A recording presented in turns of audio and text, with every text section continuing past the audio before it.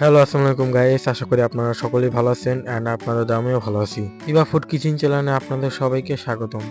আবারও আপনাদের মাঝে হাজির হলাম নতুন একটি রেসিপি নিয়ে।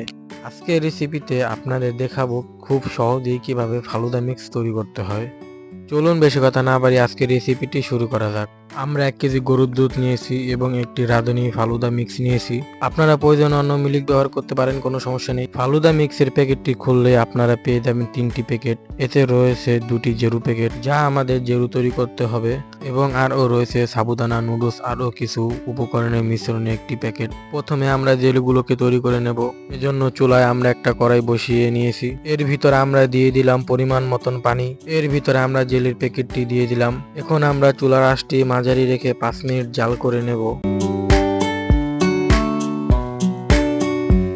এই তো হয়ে গেছে আমাদের জেরু তৈরি করা। এখন আমরা এটা নামিয়ে নেব। ঠান্ডা হওয়ার জন্য আমরা এটাকে এইভাবে রেখে দেব। চাইলে ঠান্ডা হওয়ার পর আপনারা ফ্রিজেও রাখতে পারেন, কোনো সমস্যা নেই। সেম প্রসেসে আমরা লাল জেরুটাকে তৈরি করে নেব।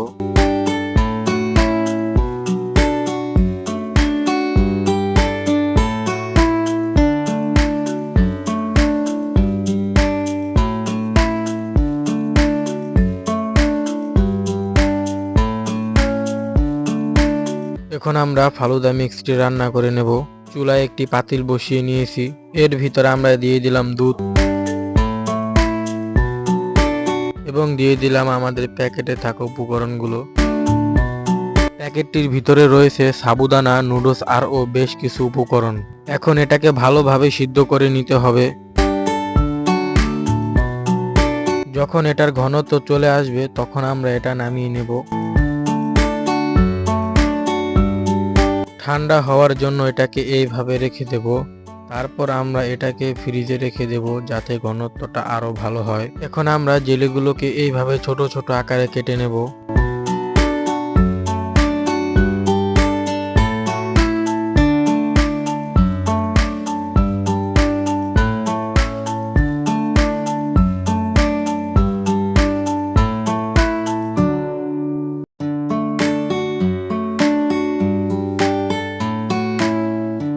ফ্রিজ থেকে বের করার পর এখন আগের থেকে বেশি ঘনত্ব হয়েছে। এখন আমরা এটাকে সার্ভ করে নেব।